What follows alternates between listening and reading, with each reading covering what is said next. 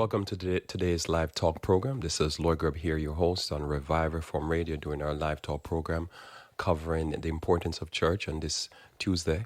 And today we're looking at a topic: the elite and Catholic Church prospered in the Dark Ages, and we're still looking at white supremacy, white power.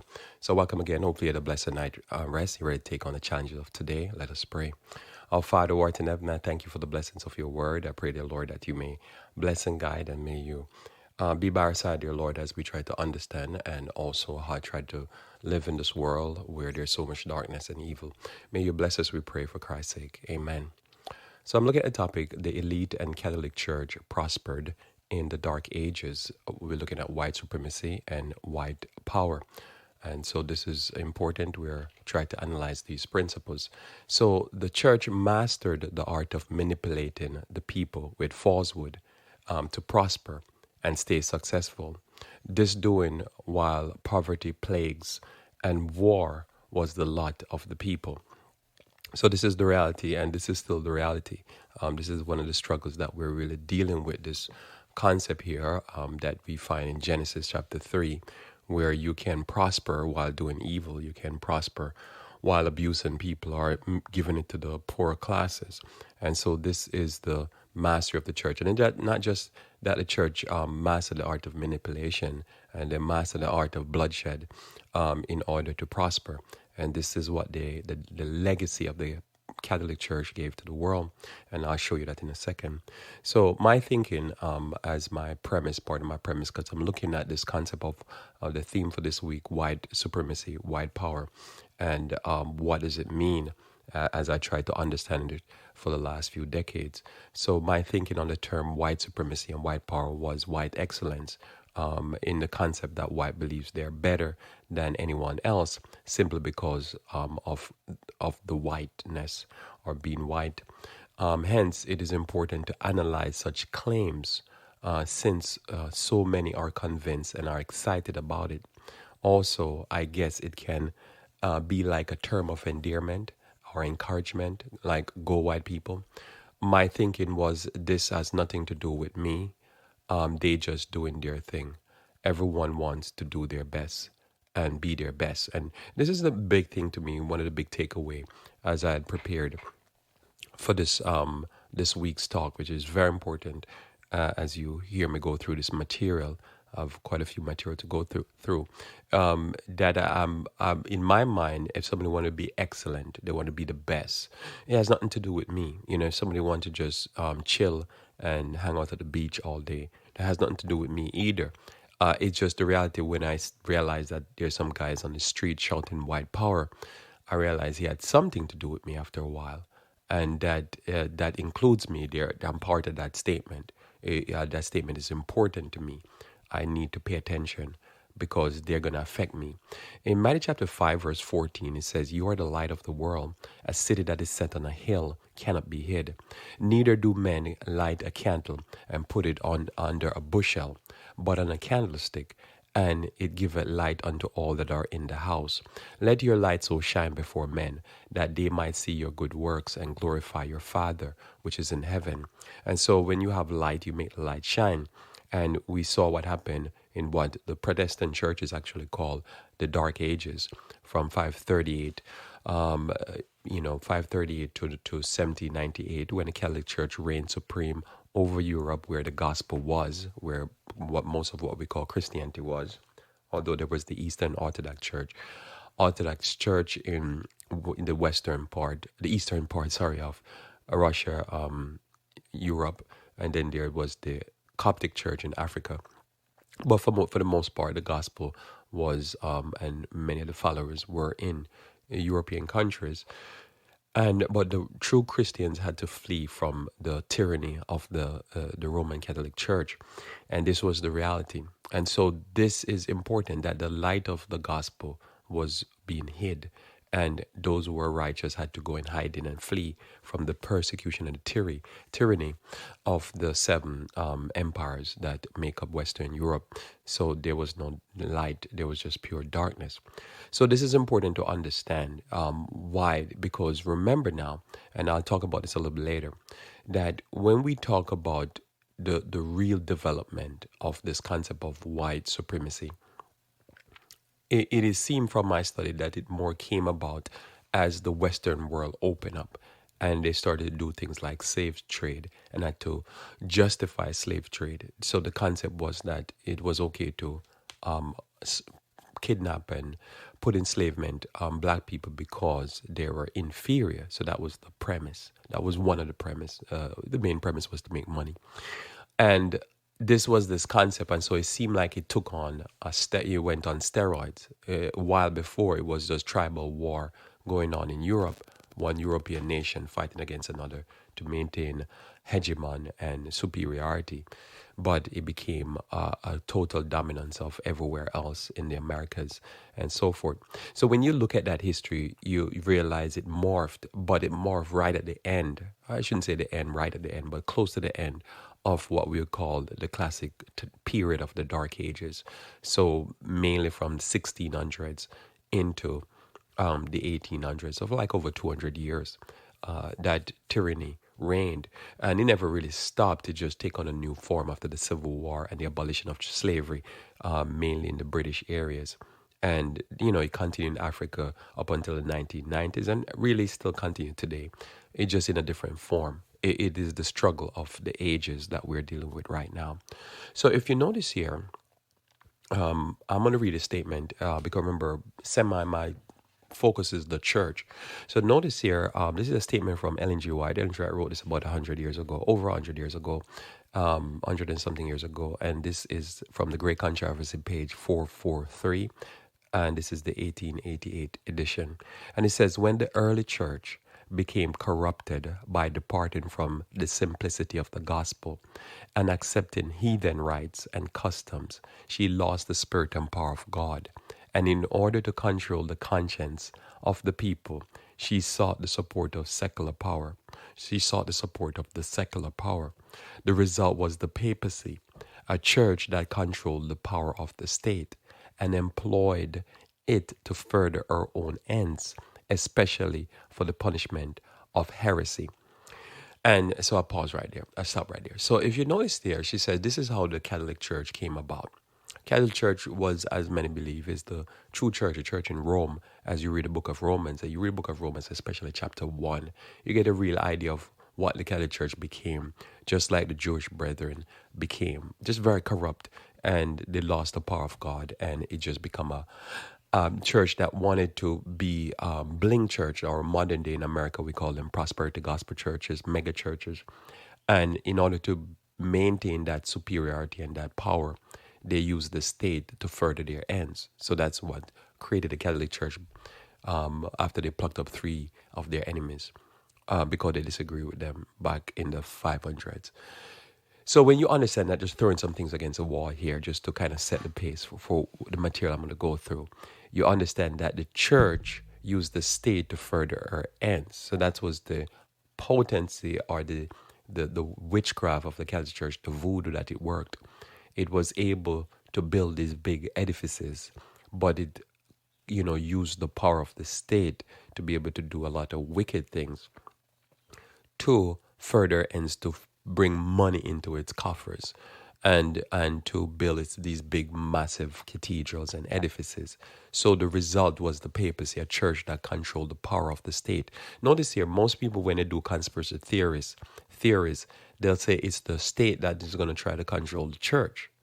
But here it's clear to show from history that it was when the Pharisees could get control of Herod and Pilate, they were able to murder Christ over a doctrinal fight.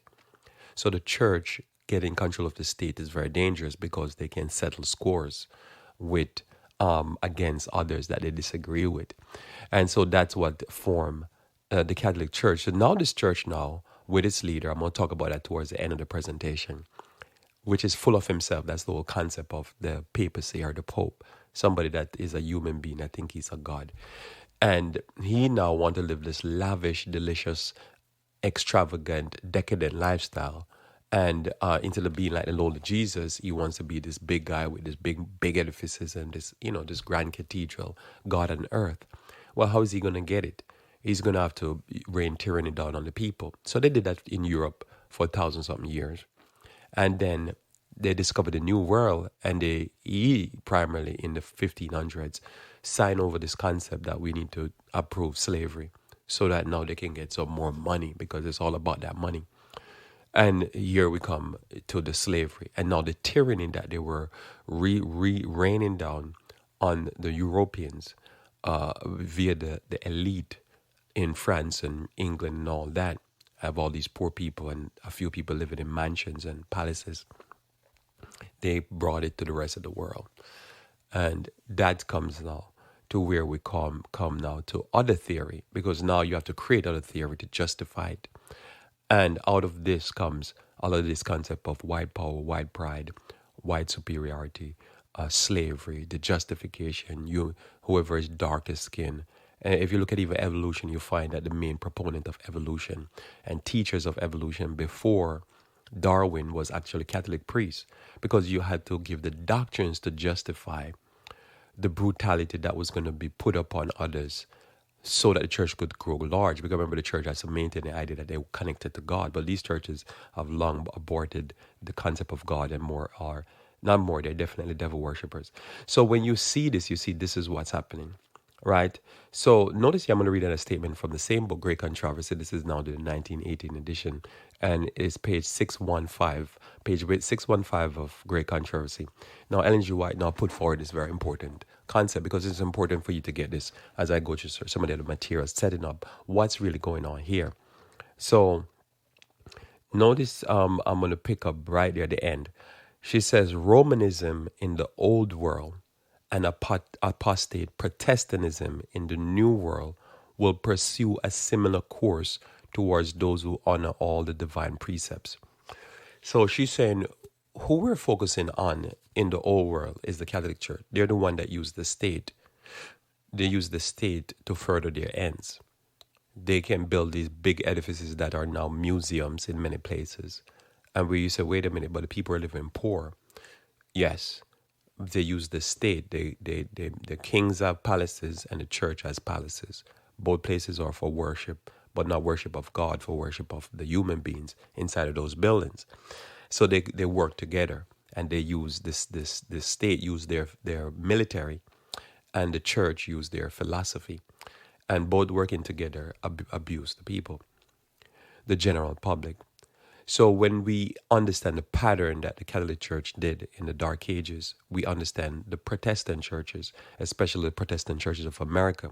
How did they care about what is known as the most brutal slavery the world has ever seen? How did they do this? They did this primarily at the philosophical teachings of the church. The church bring forth the gospel, the doctrine. You wonder why so much tyranny happens in the world even today. And we look at it, the primary driver of it, without most people realizing, is the actual Protestant evangelical churches with their prosperity gospel. They justify the abuse of power and money so that some people can live large, and justify it, saying God is the one that is backing this. God wants these people to live large. God is the one that wants all these multi-billionaires and so forth at the hurt of poor people the world over, whether it be in America or in China or wherever. So important there. I want to put that out there at first. So notice here, I believe that one of the results of this constant conspiring to maintain supremacy is whites being in a constant state of worrying about not being on top, and hence conspiracies being plotted against them. So I wanted to introduce this idea because one thing I've observed as I start looking at some of this thing, it started to realize to me that there is this concept of there's men who are very worried that their position is going to be taken and they're not going to be the supreme human beings on the face of the planet. And if they lose that supremacy, they're going to be oppressed. And as I look at this, and this is always a narrative in the world that we all have to worry about, this concept here that one person oppressing another, because human being wants to live large and they want to do it on the back of somebody, right? So I'm not saying that the concept is not realistic, right? But here's the thing. When you're seeing somebody that is so rich and so powerful, and they're in the street protesting and they're saying, the Jews will not replace us, and white power and all that. I'm like, what are they talking about? They're so powerful that they're more powerful than almost all industrial nations. I'm talking about those in America here, combined militarily and power, economically. And yet they're worried. I'm like, what are you worried about? You have more bombs and guns and everything than everybody else in the world. So I started to realize when I started to, at first I remember when I saw one of the main conspiracy theories for the white world is Alex Jones, one of the main ones. There's others on Fox News and even some of the mainline TV programs. I started to realize that there is a scare, there's a fear, and they're constantly worried about people conspiring against them. And there's a principle that they taught me.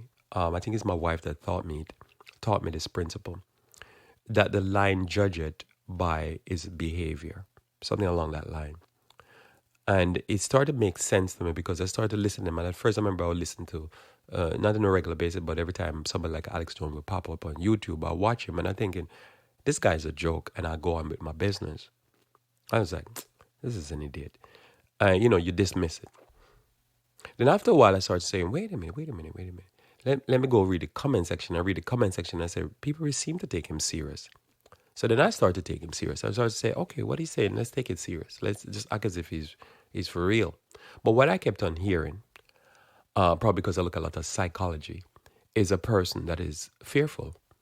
Or he's not fearful, but he's speaking to people that are fearful. So I said, why are they fearful? And what I really believe is that they spend so much time conspiring, which we're going to go through in the next few days, against other human beings, that they think their behavior will be duplicated by other human beings from other people's group and will conspire against them. So because of that fear, which I think is not reasonable, it's their fear of themselves. They're looking in the mirror and they're scared. Then they put it on everybody else. And now the fear become palpable. You just become unreal because everybody's plotting against them. And now this has created a big problem in the white power, white supremacy mindset group. Look at it. You see what I'm saying is real. Notice here what we get. When you attain and maintain power by plotting, conspiring, and tricking people, you become fearful that this will be done against you.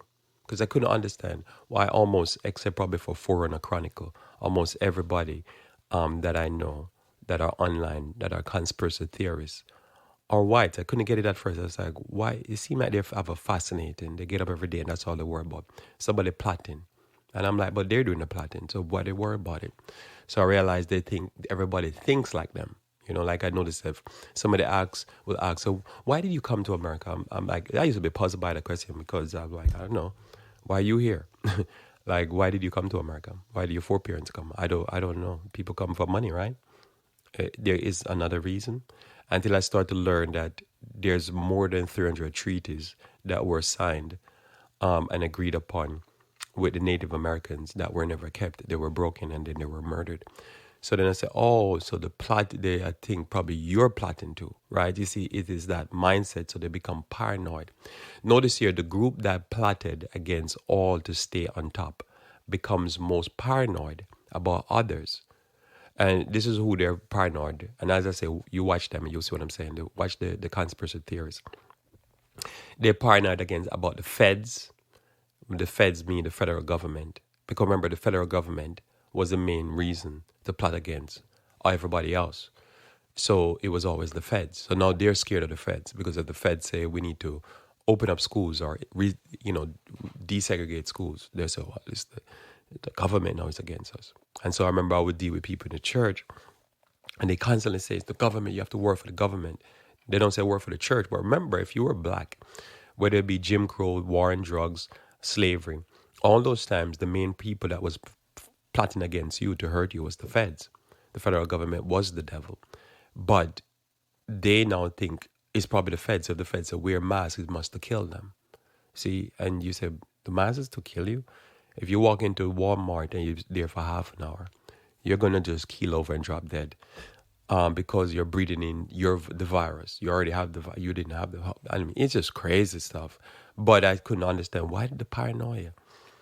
But I guess if you get up every day and you're doing all this little sneaky stuff, then your word that says it's gonna come back at you. But remember, as I say, Jim Crow, all this thing, the war on drugs, it was the church who primarily was the driving force behind oppressing black people to further its end so it can build these big edifices and have these what they call prosperity gospel churches.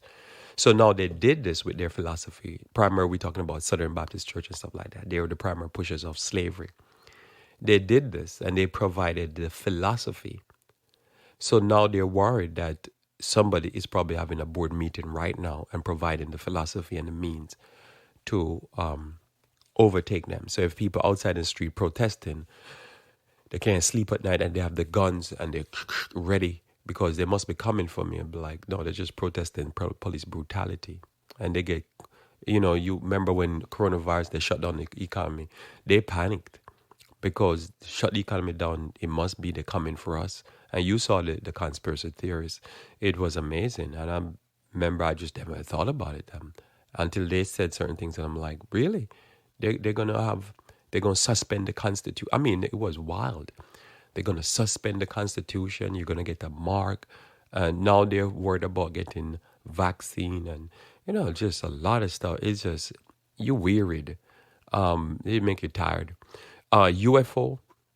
Oh, sorry, they're worried about the Pope. Because the Pope, they're scary of the Pope. Because remember, they fled the Pope because the Pope, again, controlled the state to whip everybody buttocks that was not an elite. And I remember the whole concept of the French Revolution was one of the first group of people that took a massive hit from the French Revolution was the nuns and the priests. They just chopped their heads off by guillotine because they were the primarily trouble. And today we have the same problem. It's these pastors. They're the biggest troubles in those churches. They're the enemy of the people. Notice here they're worried about UFOs. And UFOs. So it's if there's a light flash in the air, scared. I'd be like, why are you all scared? Oh, because when lights flash in the air over black people, they were being poisoned. You see, this is the kind of concept. Notice here, George Soros. So anything happen, you know what I'm saying? If I sneeze, man, George Soros caused them to sneeze. I'm like, I remember for years I've been hearing George Soros until, I don't know, probably 10 years after I've been hearing the name. I finally say, who is George Soros? And I read about him and I said, man, he looked like he need a juice fast. He needs some juice and he needs some help there. So anyhow, I think he should have other things to worry about. He needs some herbs, some ginseng and stuff to build him up. So they're worried about Illuminati. Everybody's Illuminati.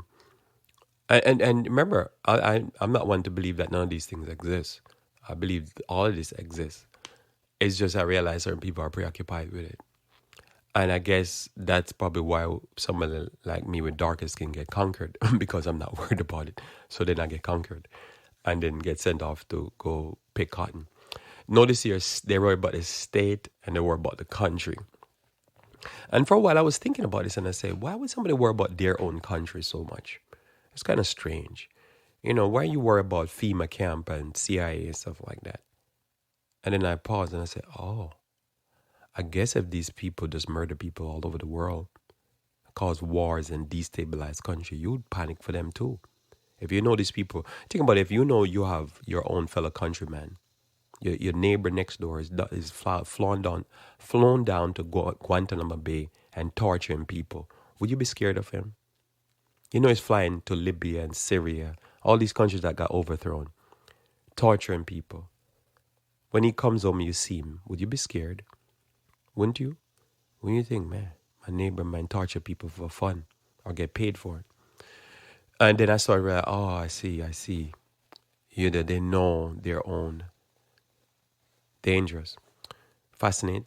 Just think about it. What is the primary aim, it seems, of all these evangelical churches? Is to make sure that they murdered and steal the land of Palestinians. That's they get up and it's like, that's what wake them up, it seems, in the morning. They're just excited about that concept. So I'll be scared of them also. Because I said, man, it's like whatever they're doing to black people in America, that's what they do to the Palestinians.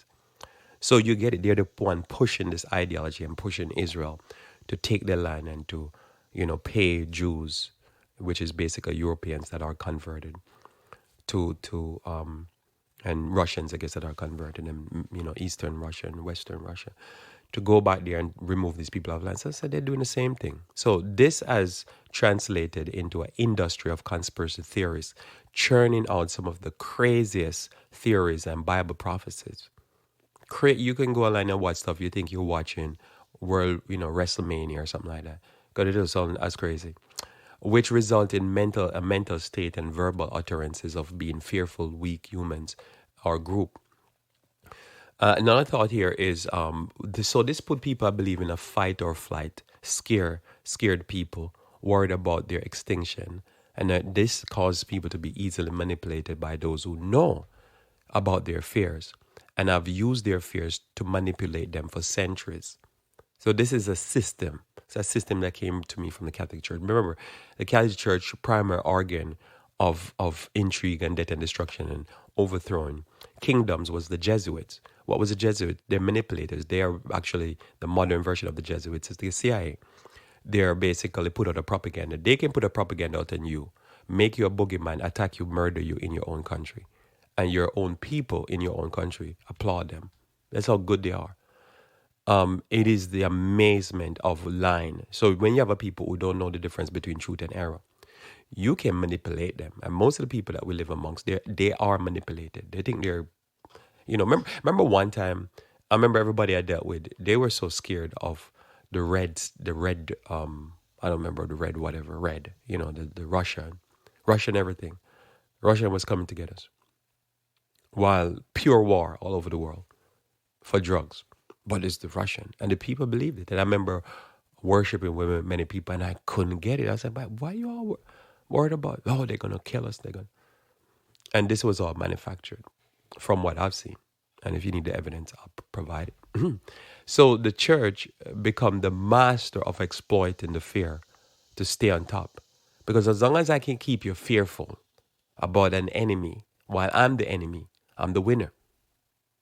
Because now I control you. Because you have an unrealistic fear. Your fear is not real. And your fear is being used to manipulate you. So if I know you're scared to be a minority and go from a majority to minority, I can use that fear against you all day long.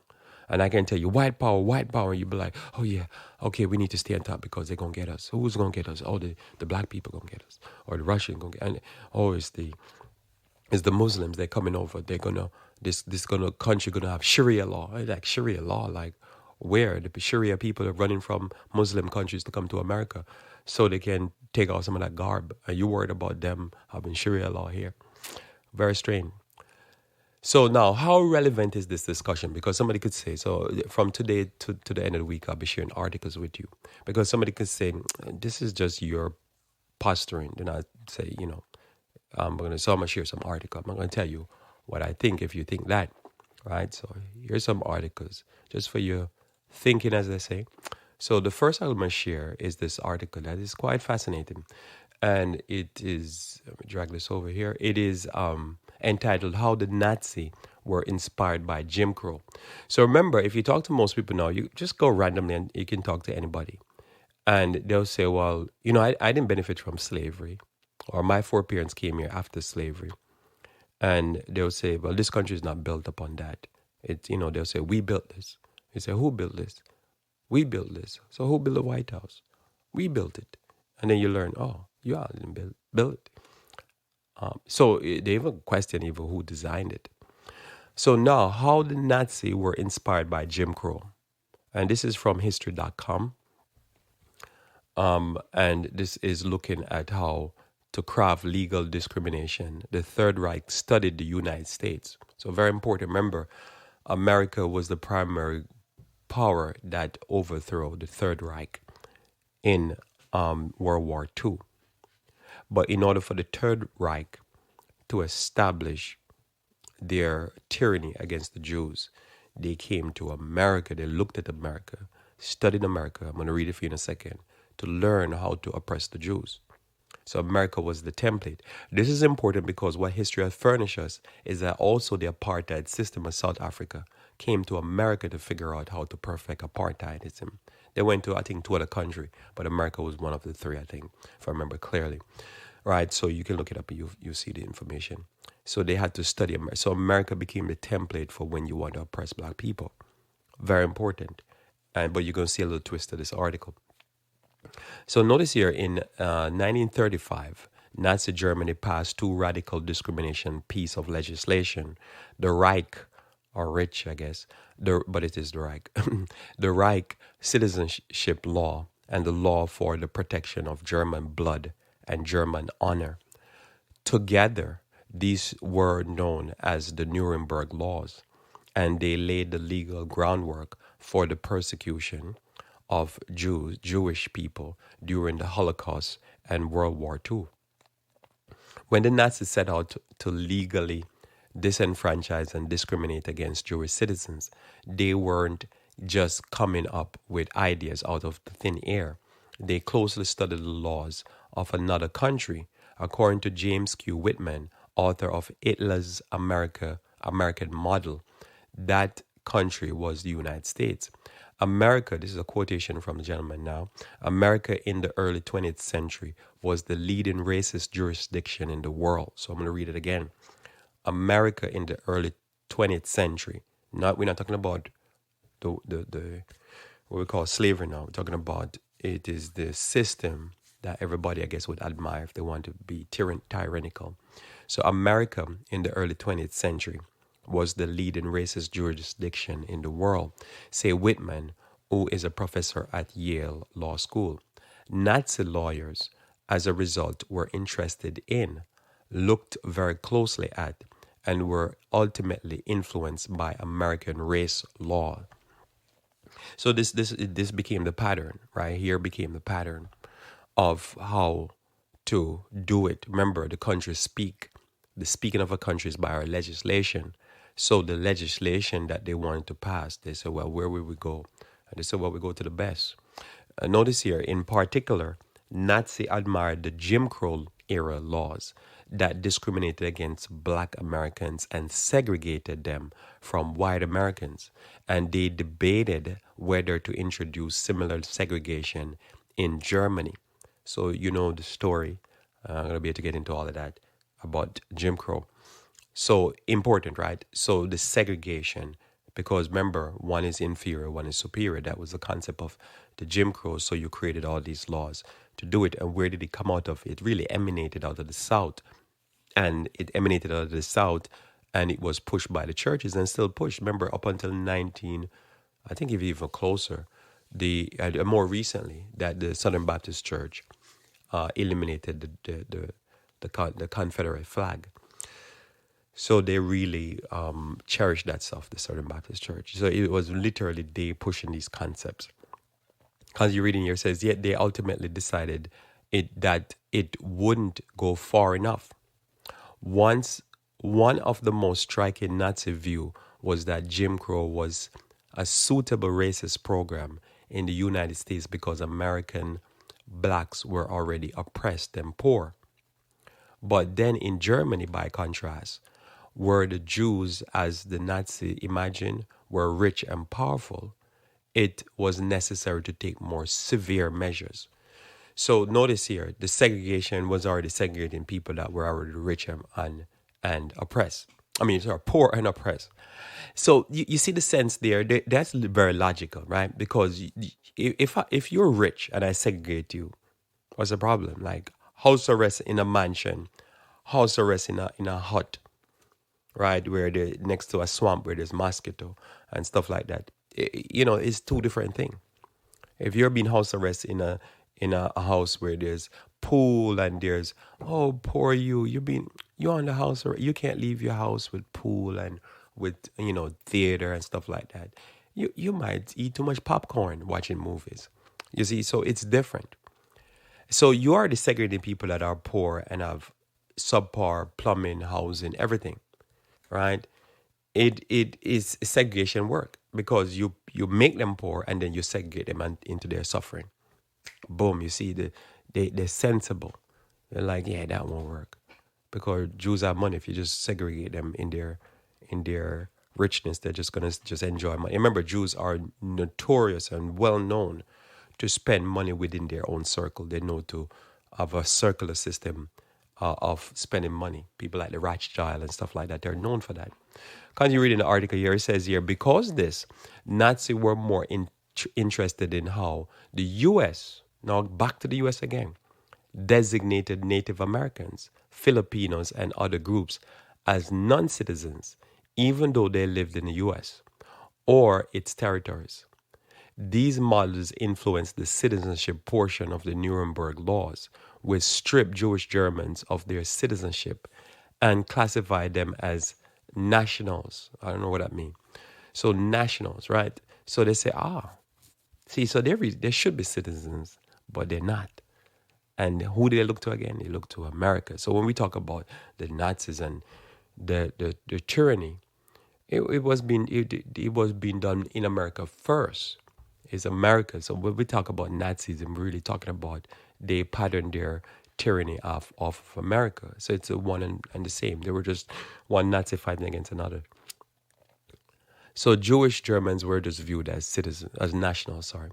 But a component of the Jim Crow era that Nazis did think they could translate into Germany were anti-miscegenation law, which prohibit interracial marriage in 30 of the 48 states.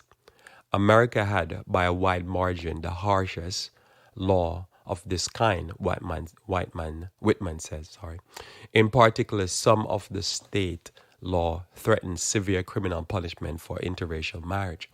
That was something radical Nazis were very eager to do in Germany as well. The idea of banning Jewish and Aryan marriage presented the Nazis with a dilemma. How would they tell who was Jewish and who was not? After all, race and ethnic categories are socially constructed, and interracial relationships produce offspring who don't fall neatly into one box, which is always, to me, my talk here again, the fascinating thing with even slavery, Jim Crow, all this thing, because there's people that I've seen so many pictures and so many people in my even current life that I can't even tell if they're black or white, but somehow they figure out who was black and who was white. It was fascinating. I mean, the person is so white that you couldn't sensibly call them black. But they say, oh, they're black. I'm like, they're like 99% white. I mean, or 90. I don't know the one drop rule. I'm familiar with it, but I'm just saying it doesn't make no sense. You're looking at somebody and it's like, it just look like they spent a little bit too much time in the sun. That's all. They're a little tan. And they say, oh, no, that person is black. I'm like, how are they black? You know what black is? Like, I'm looking at black. I'm looking at my computer. My laptop is black. That's strange. That person is black? Anyhow. So connected with these anti-miscegenation laws was a great deal of American jurisprudence on how to classify who belonged to which race. Controversial one-drop rules stipulated that anyone with any black ancestry was legally black and could not marry a white person. Laws also define what made a person Asian and Native Americans in order to prevent these groups from marrying whites. Notably, Virginia had a Pocahontas exception for prominent white families who claimed to be descendants of Pocahontas. She must be nice. Anyhow, the Nuremberg Law, too, came up with a system of determining who belonged to what group, allowing the Nazi to criminalize marriage and sex between Jewish and Aryan people. Rather than adopting a one-drop rule, the Nazi decreed that a Jewish person was anyone who had 3 or more Jewish grandparents. Which means, as Whitman notes, that American racial classification law was much harsher than anything the Nazis themselves were willing to introduce in Germany. You can imagine that? The Nazi was calm. Was more reasonable. Because think about it. That means if you had 3 or more. So that means if there was somebody whose grandparents two grandparents were were German, Aryan, and two were Jewish. They're Jewish. Which still don't make no sense to me. They're grandparents because now they're born and they're half Jewish, half Aryan, half Jewish. Would still make no sense because many Jews are converts. They're not Jew in blood. So that's confusing. I can't tell the difference. They look European to me. And then now, so this child now, they have a grandparent. Then they get married to somebody. I mean, this is strange. So the Jews were more, I guess, reasonable. But to me, the all four grandparents and then the parents and then the kids, the grandkids, they're all Jewish. They're all European to me. I can't see the difference. But they figured it out. They said they're Aryan. As a matter of fact, you look at Adolf Hitler himself. He looked to me. I don't know what he is. He don't look Aryan. Because what they describe Aryan, he looked like he probably have some black parents or something, grandparents. It looks strange. So anyhow, so notice there it says, which mean white man says that American racial classification law was much harsher than anything that the Jewish themselves were willing to introduce in Germany. It should also come as no surprise then that Nazis weren't uniformly condemned in the U.S. before the country entered the war. In the early 1930s, American eugenists welcomed Nazi ideas about racial purity and republished their propaganda. American aviator Charles Lindbergh accepted a swastika medal from the Nazi Party in 1938. So they thought it was like, great, you're just like us. You're like a daughter of us. Once the U.S. entered the war, it took decidedly anti-Nazi stand. But black American troops noticed the similarities between the two countries and confronted them head-on with the Double V campaign. Its goal, victory abroad against the Axis powers and victory at home against Jim Crow. So imagine you're in the, that's had to be so confusing. You're in the military and you're fighting against Jim Crow who's being, inflicted upon the Jews. And then you still are back at home, Jim Crow, inflicted upon you. Fascinating. And, and you have to swear to the flag that is inflicting Jim Crow against you. This is the confusion here. So when you look at this right now, so remember, as we continue here, looking at my topic, the elites and the Catholics were benefiting. So somebody was benefiting for all this wickedness and inflicting Jim Crow on the citizen. But they made it seem like it was just something that was whatever. So with this concept of white power and white pride, and still this day you see in Germany, there's a lot of skinheads who promote this type of stuff because they're trying to prove that they're superior race and they're superior this and they're superior that, and that's the whole concept. But it's in their mind. They're the one that inflicting this upon the world. They're the one that goes everywhere in the world and they come with this silliness and they push it. We're superior, we're the best. So why are you the best? We're the best because, I don't know, because we skin is light, right? Notice here the discussion continues. Now, this is now not history now, but current. So this is an article I pulled from The Guardian here, and this was shared to me from Brother Green here. And so this is a senator called Tom Cotton, fascinating name. Tom Cotton called slavery necessary evil in attack on New York Times 1619 project. So this is taken from The Guardian. So the Arkansas, Arkansas, southern state, one of the poor states, one of the slaveholding states. The Arkansas Republican Senator Tom Cotton has called the enslavement of millions of African people the necessary evil upon which the Union was built. So he admitted the fact that the Union was built upon slavery. But it was a necessary evil.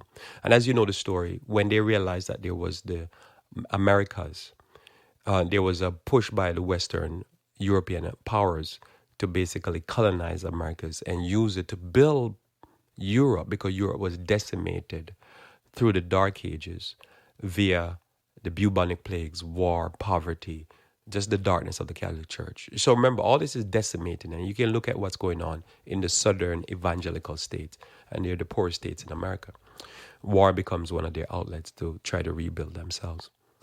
So anyhow, Europe was decimated, and the Pope says, look, and all these European powers said we could rebuild and we could get to glory by using these very colonies in all of the Americas and the Caribbean. When I say Americas, I'm including the Caribbean, all where these native people were living.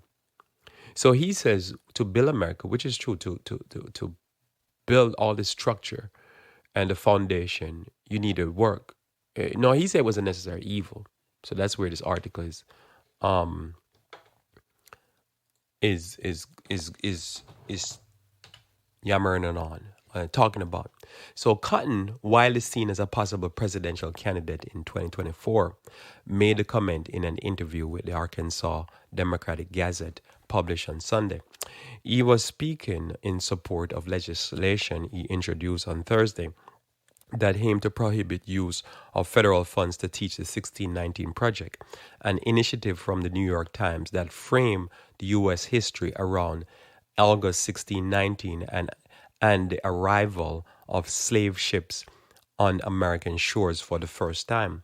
Cotton's Saving American History Act of 2020 and would prohibit the use of federal funds to teach the 1619 Project by K-12 schools or school districts, according to the statements from the senator's office. The entire premise, this is Cotton now speaking, the entire premise of the New York Times factually, historically flawed 1619 Project is that America is at root a systematical racist country to the core and irredeemable, Cotton says. So he's saying, look, according to the 1619 Project, according to what he look at it and see, is that America is irredeemable and it is a country that is systematic racist. He continues by saying, I reject that root and branch.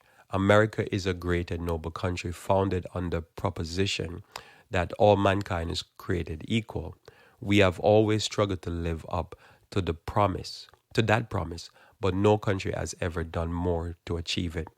He added, we have to study the history of slavery and its role and impact on the development of our country, because otherwise we can't understand our country. So he's actually admitting that we need to understand it. So when somebody might hear me trying to understand it, because I'm trying to understand it, as the founding fathers said, it was the necessary evil upon which the Union was built.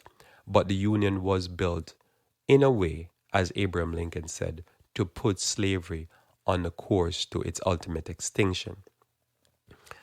Nicholas Anna Jones, who was awarded this year's Pulitzer Prize for commentary for our introduction of the essay 1619 Project, said on Friday that Cotton bills speak to the power of journalism more than anything I ever done in my career. On Sunday, she tweeted, if chattel slavery, heritable, generational, permanent, race-based slavery, where it was legal to rape, torture, and sell human beings for profit, were a necessary evil, as Cotton says, it's hard to imagine what cannot be justified if it is a means to an end. Imagine thinking a non-divisive curriculum is one that tell black children that buying and selling of their ancestors, the rape, torture, forced labor of their ancestors for profit was just a necessary evil for the creation of the noblest country the world has ever seen. So was slavery fundamental to the union in which it was built? Nay, you heard it from Tom Cotton himself. And so notice here, Cotton responded, more lies from the debunked 1619 Project, describing the views of the founders and how they put the evil institution on a path to extinction. A point frequently made by Lincoln is not endorsing or justifying slavery. No surprise that the 1619 Project can't get the facts right. All right. So I must stop there because you can read the rest of the article yourself online. So notice here, Tom Cotton is saying that slavery was put on a path to extinction. How? Because remember, it took war to stop it. They decided that they prefer to die than to give up slavery. So how was that put on a path? It was written in the Declaration of Independence, but it was not abolished in the Constitution. What was the path? Also, if the institution of slavery was put on a path to extinction by founding fathers, the people might not agree, could not have agreed. Because remember, if you look at what happened by the time we do World War II, in the time of World War II, when we're dealing with Jim Crow in the 30s and stuff, you look at it, you realize that if it was put in a path to extinction, it creeped its ugly head back up in Jim Crow. Jim Crow was simply a light version of slavery. And then when they eliminate Jim Crow, then we have the war on drugs, or the war on drugs in black community, where the black community was being flooded with drugs to support the American wars in Central and South America and other places. So the black people again was used. Their debt and being high and their wealth was being taken from them via drugs to fund wars. So and that's in the 70s, 80s, 90s. So where was this concept of using black people as an inferior to build this country's wealth? This never stopped. The history of America has been a very solid history. How you build institution on the back of black people. And it's not the back of other people, it's primarily the back of black people. So he said a point frequently made by Lincoln, because otherwise we can't understand our country. Sure, you better understand America. The best way to understand it is by looking through the lens of how they built wealth on the back of black people. And he says it was a necessary evil. It is not a necessary evil. Basically what Cotton is saying, you cannot build a great country, and you cannot build a country without tyranny, rape, theft, kidnap, slavery. That's the only way to build it. It's not true. You believe that? I don't believe that. I don't believe that you can't build wealth. You can't through honest labor. Just think about it. Tom Cotton is saying you cannot build a person from Arkansas, one of the poorest state in the country, and one of the slave-owning states in the country, is saying that you cannot build a great country without tyranny, without stealing on people's wealth in Venezuela, Syria, Egypt, Iraq, all these.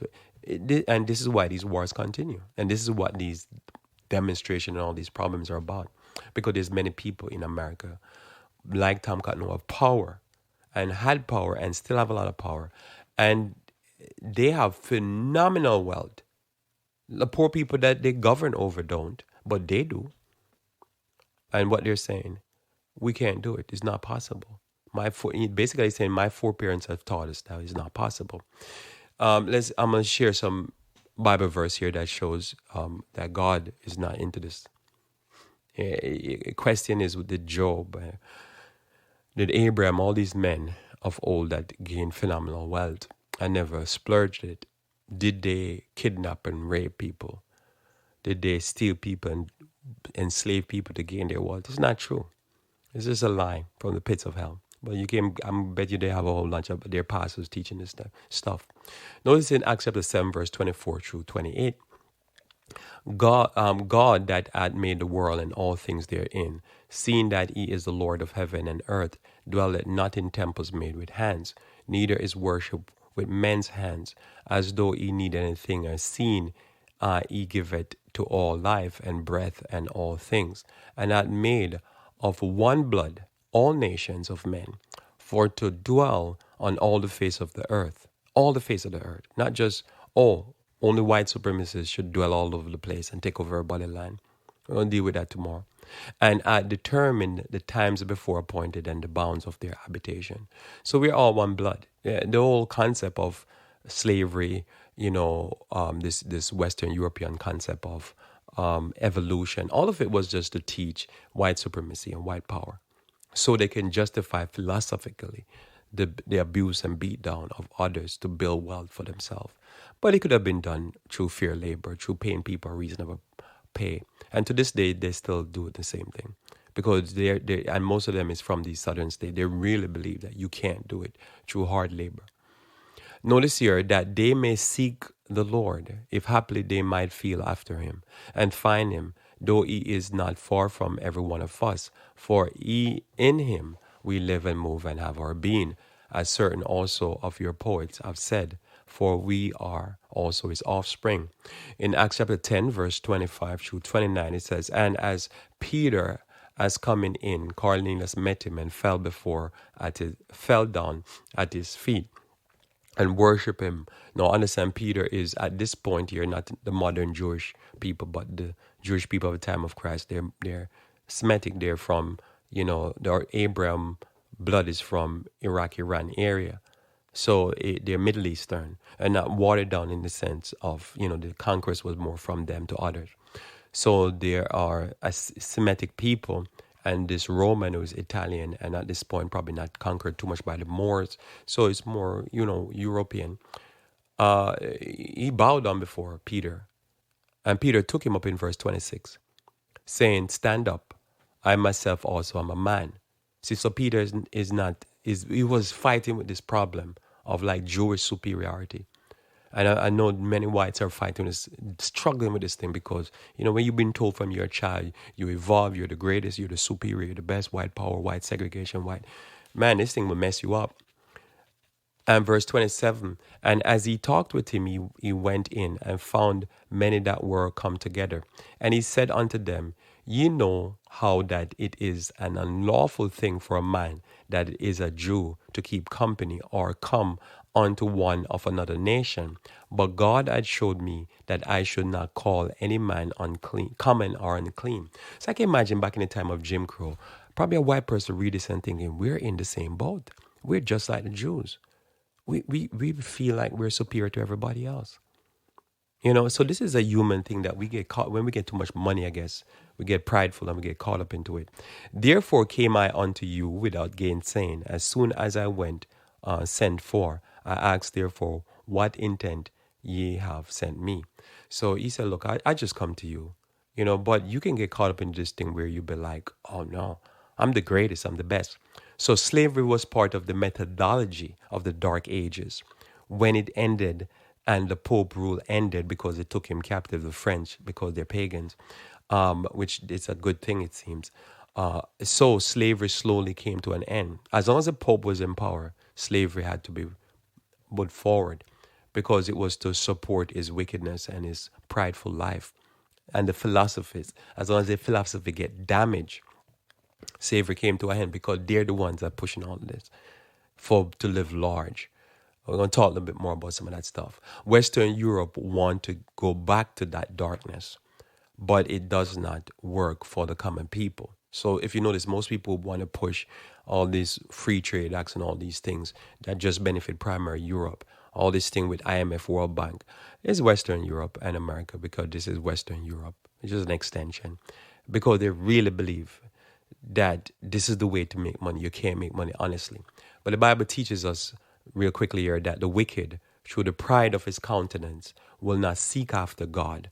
God is not in all of his thoughts. And this is really what's happening. This is wicked people who don't know no God, but they go to church to try to cover their sickness. And, they're prideful in their countenance. It's their countenance that they're prideful of. And the Bible said the way they look, but literally they say, oh, it's my skin.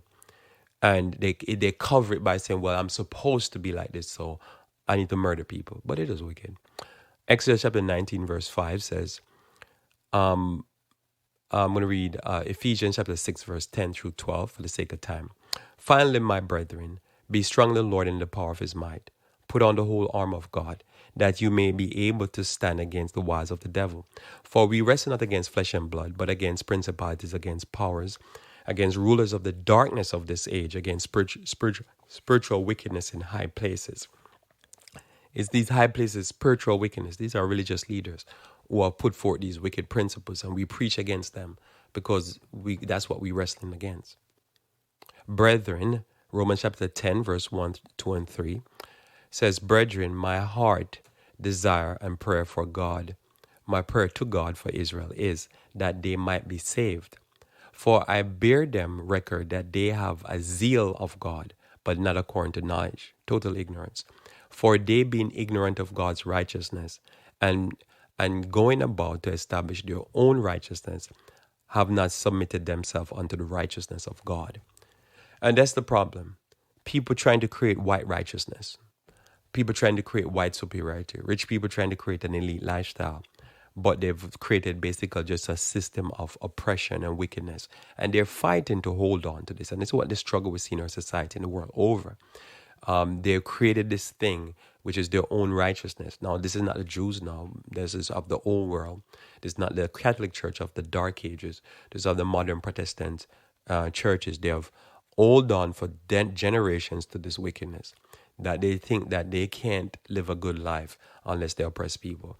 And they go the world over fighting wars and killing people to maintain this lifestyle, to live this lifestyle. And God said, they're just doing their own thing. If they would do God's way, they would be surprised that you can live a good life being honest. But I think they don't believe this. So we don't create our own righteousness. We just follow what God says. And God will bless you. We'll talk more tomorrow. We keep expanding. Our Father who art in heaven, I thank you for the blessings of today, for the blessings of your word. I pray that you may be with us, dear Lord, as we try to grapple with these things that you are trying to settle before you come to take your children home. Bless us, dear Lord, that we might be faithful to thee and not create our own fake righteousness. This is our prayer in Jesus' name. Amen. Thanks for being with me here today. Hopefully you have a blessed day and may you continue to walk with the King.